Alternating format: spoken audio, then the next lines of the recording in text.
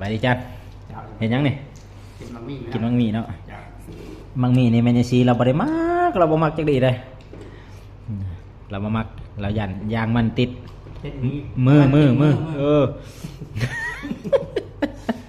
ตั้งรถแห่ไล่ไปหน่อยก็เลยลงเนาะอันนั้นคอมเมนต์เพิ่นนะคอมเมนต์เพิ่นหาเจ้าอันที่หนึ่งแล้วเพิ่นว่าเวลาห้องเพลงงานเพิ่นแนะนำเนาะตัวนี้เพิ่นว่าบ่ให้สั่นคิงเพิ่นว่าจ้ามันสิเสียงออกมาบ่เต็มเพิ่นว่าก็แม่นของเพิ่นอยู่เนาะ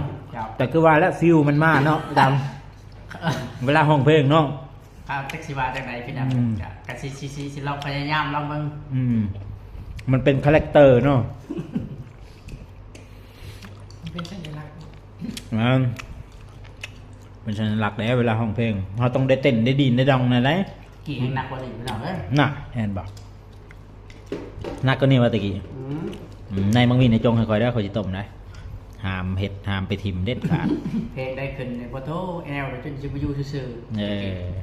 ตอนยังน้อยอยู่ครับ